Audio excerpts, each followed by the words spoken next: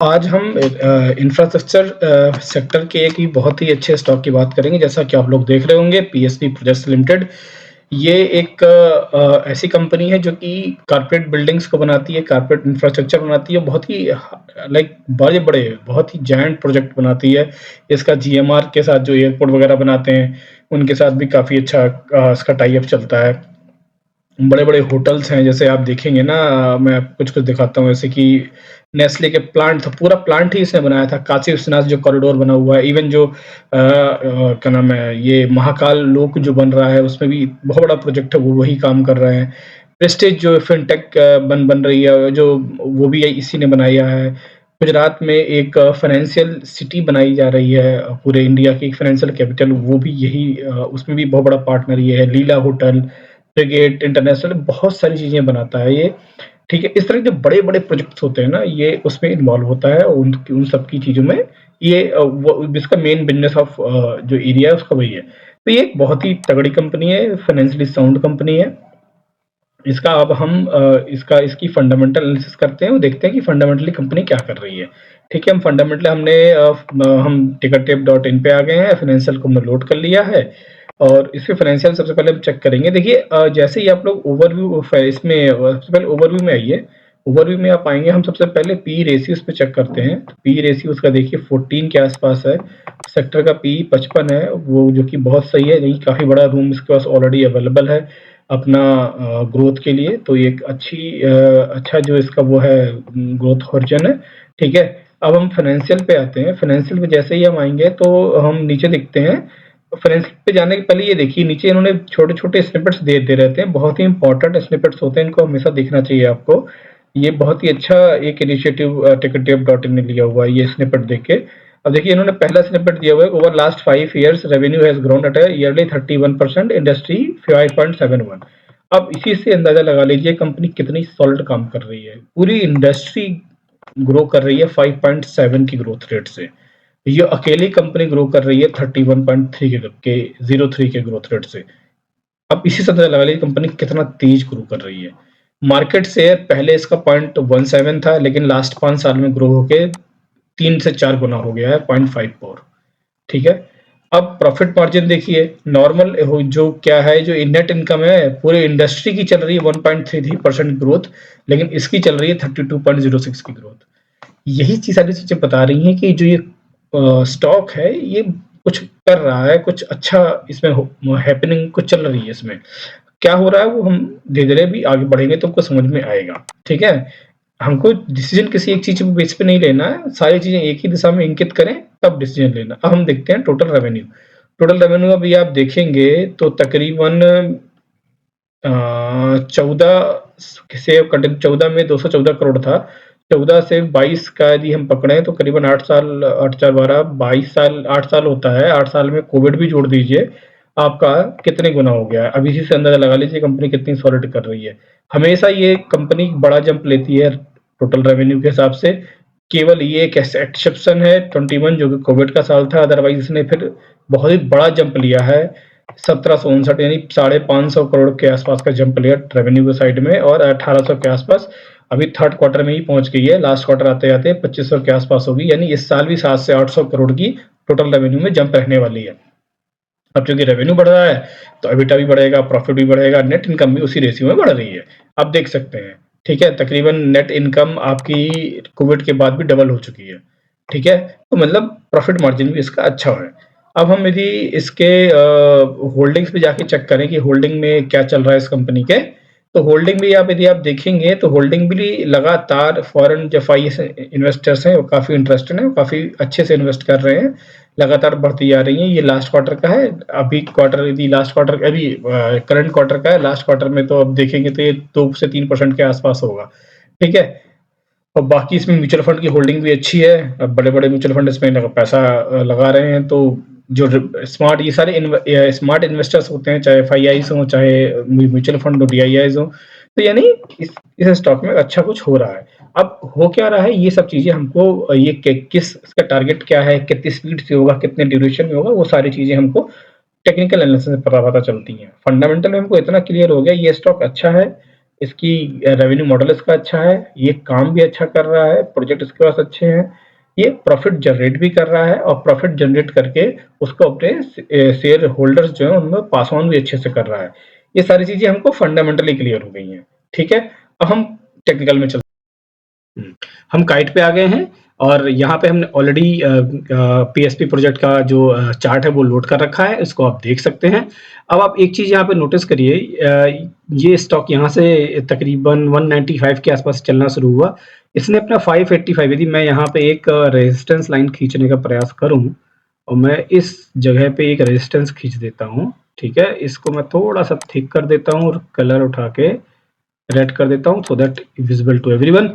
अभी देखिए ये एक ऐसा प्राइस रेंज था, यानी 580, इसको थोड़ा सा ऊपर में करना, ये देखिए ये रेंज परफेक्ट रेंज है ये। हाँ, ये परफेक्ट रेंज है, ठीक है।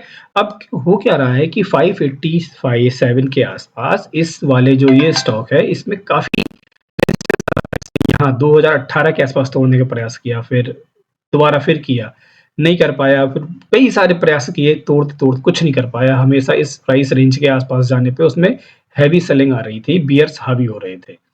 लेकिन जैसे मैंने आपको हमेशा बताया है, जब भी किसी भी स्टॉक का बॉटम लगना होता है या किसी स्टॉक का ट्रेंड बदलना होता है, आपको उसके पहले वहां पर हैवी वॉल्यूम दिखना शुरू हो जाएंगे। ठीक है, इस स्टॉक में भी वही हुआ है। देखिए यहाँ के आसपास उसका बॉटम लग गया था, इस स्टॉक ने ये बता दिया था कि अब इसके नीचे वो नहीं जाएगा। यहाँ भी बताया था, बट हम यहाँ पे जज नहीं कर सकते क्योंकि यहाँ पे वॉल्यूम नहीं था। ठीक है, यहाँ पे जज करने के लिए हमको बहुत सारी चीजें, बहुत एक्सपर्ट होने की जरूरत है, तो उतना दिमाग लगाने की जरूरत ही नहीं है। थोड़ा सा रैली छोड़ भी देंगे तो कुछ नहीं, मार्केट सबके लिए होता है, सबको कमा के देता है। हम यहाँ पे यदि देखें तो यहाँ पे वो बता रहा है मार्केट की अब ये बॉटम लगा लिया है, यहाँ से वॉल्यूम उसको मिलना शुरू हो गए हैं और उसके बाद उसने ऊपर की जर्नी शुरू भी की है, थोड़ा ऊपर नीचे करते हुए। ठीक है, यहाँ पे आके उसने प्रयास किया तोड़ने का, नहीं तोड़ पाया, दूसरे प्रयास में तोड़ा, अब ये लाइन उसकी बन गई है सपोर्ट। यानी जितना स्ट्रॉन्ग ये रेजिस्टेंस था, आप ये मान के चलिए ये उतना ही स्ट्रॉन्ग सपोर्ट भी बन के रहेगा। यानी इस लाइन के नीचे अब आना इस स्टॉक के लिए लगभग नामुमकिन सा है। आएगा तो भाई कोई बात नहीं, स्टॉक है, आ जाएगा तो हम बेचे निकल जाएंगे। ठीक है, तो ये बात है, लेकिन आएगा नहीं जैसा अभी, क्योंकि स्टॉक मार्केट में सब कुछ संभावनाओं का खेल होता है। ठीक है, कोई जानता नहीं आगे क्या होने वाला है परफेक्ट तरीके से। ठीक है, तो ये अभी की एनालिसिस कहती है। दूसरी चीज जो आप यहाँ पे देखेंगे, यदि आप यहाँ पे ड्रॉ करने का प्रयास करें, यदि मैं ड्रॉ करने का प्रयास करूं कर, तो आप देखिए आपको यहाँ पे कुछ चीजें बहुत इंटरेस्टिंग दिखाई देंगी। पहले ही ये आप देखिए, ठीक है, और मैं इसको थोड़ा सा थिक कर दे रहा हूँ और कलर को उठा के मैं ये कर दे रहा हूँ। दूसरा फिर मैं उठाता हूँ और मैं ये करता हूँ। ठीक है, अब आप लोग देख के बताइए आपको क्या दिख रहा है। ये आपको यहाँ पे देख के समझ में आ रहा होगा कि डबल बॉटम टाइप का लगा है।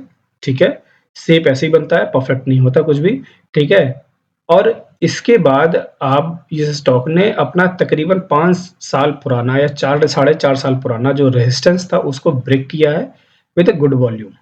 ठीक है, तो इससे तो ये तो कंफर्म हो गया कि जो ये ब्रेकआउट हुआ है वो सही ब्रेकआउट है, कोई फॉल्स ब्रेकआउट नहीं है, सही ब्रेकआउट है उसने। और उसको टेस्ट भी कर लिया, ब्रेकआउट सिर्फ किया नहीं है, ब्रेकआउट करने के बाद से टेस्ट भी कर लिया, सपोर्ट बना लिया, फिर ऊपर जर्नी स्टार्ट की।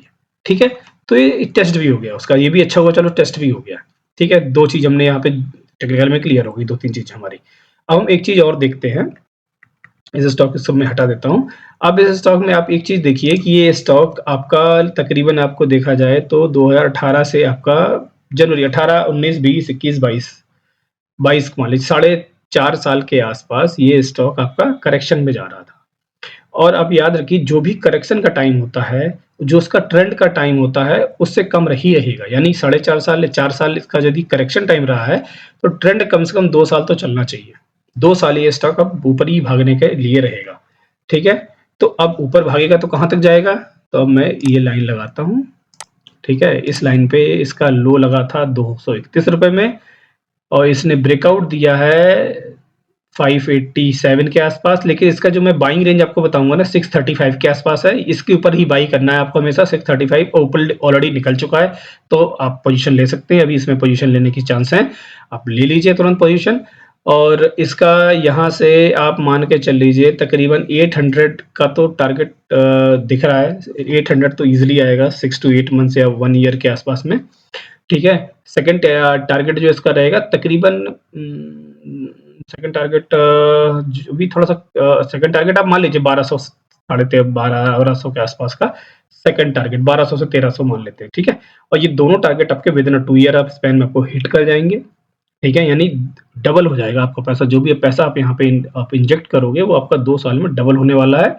₹660 का स्टॉक आपका ₹1300 हो जाएगा, ठीक है? और ये 600 और 1 साल यदि देखा जाए तो फर्स्ट टारगेट जो है वो 800 के आसपास का मैं आपको बता रहा हूँ। लेकिन इन दोनों टारगेट के बताने के बाद ड्यूरेशन मैंने आपको बता ही दी है।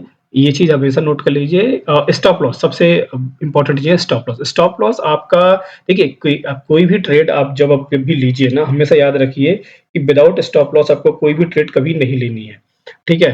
क्योंकि कुछ भी मार्केट आपका कोई भी कुछ भी हो सकता है, तो स्टॉप लॉस कहाँ होगा? स्टॉप लॉस वही एरिया होगा जो एरिया आपका रेजिस्टेंस था और अब वो सपोर्ट बन रहा है, यानी तकरीबन 580 585 मान लीजिए 585 यानी 580 टू 585 86 4 से 5 रुपए का रेंज लेके चलिए। कोई भी चीज स्टॉक मार्केट में आप स्टिक होके मत लीजिए कि बिल्कुल यही रिजिड होके नहीं करना है, आपको रेंज लेके चलना है हमेशा। तो 580 से लेके 585 या 86 का रेंज लीजिए, ये आपका स्टॉप लॉस की रेंज होगी। और टारगेट अब मैंने आपको पहले बता दिया, फर्स्ट टारगेट 800 रुपया है, सेकंड टारगेट 1300 रुपया है। फर्स्ट टारगेट में आपको 8 महीने से 12 महीने यानी 1 साल लग सकता है और दूसरे टारगेट में आपका 1.5 साल से 2 साल या उसके बीच में ही पूरा हो सकता है, ठीक है? इन दोनों के बाद मैं आपको एक चीज़ डिस्क्लेमर दे दूँ, ये सारी बातें जो मैं बता रहा हूँ अपने अनुभव के आधार पे बता रहा हूँ। ये रिकमेंडेशन नहीं है, आपको लोग सीखें, इससे सीखने का प्रयास करें और सीख के करेंगे तो ज़्यादा अच्छा रहेगा। अपना डिसीजन खुद लीजिए, आपका पैसा है, आप सीखिए। इसको एज़ अ रिकमेंडेशन नहीं, एज़ अ एजुकेशनल पर्सपेक्टिव में लिया करिए, ठीक है?